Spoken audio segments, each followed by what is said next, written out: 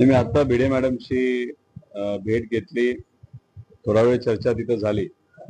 आमचे मुंबईतले जे सर्व पदाधिकारी आहेत, महानगरपालिकेच्या अंतर्गत त्यांच्या बऱ्याच काही अडचणी आहेत.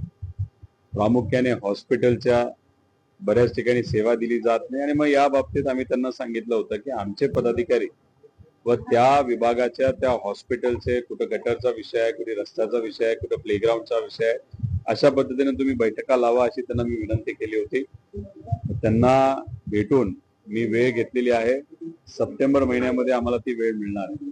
त्याच्याच बरोबर त्यांच्याशी बोलत असताना SRA मध्ये काही दिवसांपूर्वी मी गेलो होतो आणि तिथे मिटकर नावाचा जो अधिकारी ज्याली महानगरपालिकेची जागा महानगरपालिकेच्या बिना परवानगीची ती एका बिल्डरला ज्या पद्धतीने दिली होती आणि त्याच्यावर तिथं कारवाई करावी असे मी SRA ला सांगितलं होतं.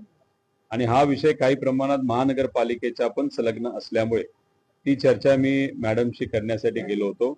आणि आज तुम्हा सर्वांना माहिती आहे महानगरपालिकेकडनं सुद्धा SRA ला एक पत्र दिलं गेलंय. SRA ला पेक्षा UD विभागाला दिलं आहे. त्यात SRA चे काही मुद्दे आहेत. त्यामुळे SRA मध्ये असणारे काही अधिकारी मिटकर सारखे त्यांनी त्यांचा पदाचा वापर करून जे शासकीय जमिनी आहेत त्या जमिनी कुठेतरी मोठ्या मोठ्या बिल्डरला देण्यात याव्या, नाही तर दिल्या गेल्या आहेत. आणि त्या अनुषंगाने त्या अशा व्यक्तींवर कारवाई करणं हे महत्वाचं आहे. त्यामुळे आपण खोलात गेला तर त्याच्या सहीने अनेक महत्वाचे भूखंड हे मोठ्या मोठ्या व्यावसायिकांना दिले असावेत असं आम्हाला सगळ्यांना तिथं वाटतं.